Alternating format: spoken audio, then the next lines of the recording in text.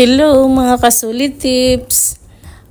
Ganyan ko ginagawa. Yung may mga customer ako, tinatanong nila ako kung paano ko daw pinapackaging yung aking mga parcel, lalo na yung mga bulto. Ganyan. Talagang mabusisi ang ginagawa ko. Kaya kung may time na may basag, huwag kayong magtatampo kasi hindi na talaga kasalanan ng sealer yun kung tutusin, pero pinapalitan pa rin namin yung baso kahit hindi na namin yung kasalanan. Kasi binabalot namin yan isa-isa. Ganyan. Isa-isa talaga yan. Naka-bubble wrap. Tapos, ilalagay pa yan sa... naantok na ako. Ilalagay pa yan sa karton.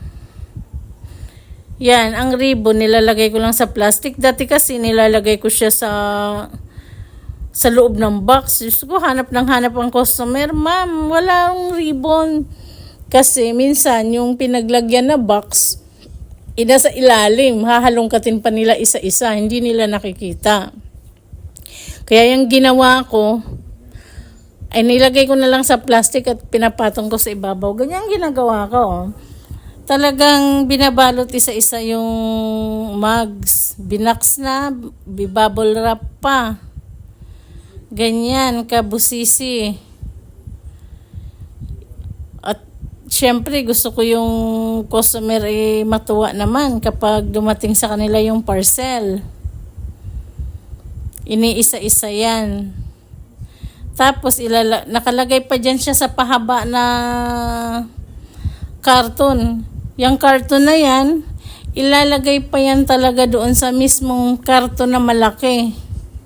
At yung karton na malaki, pag kunwari 20 pieces, binabubble wrap yun, pinapaikutan nyo ng mga 5 ikot na bubble wrap. Kaaksaya ng bubble wrap. Ang mahal kayo ng bubble wrap, pero hindi kami nagtitipid pagdating sa bubble wrap. Diyan sa karton na yan, ang capacity ng karton na yan, pwede dyan 30 pieces. Kaya may mga bulk akong 30 pieces.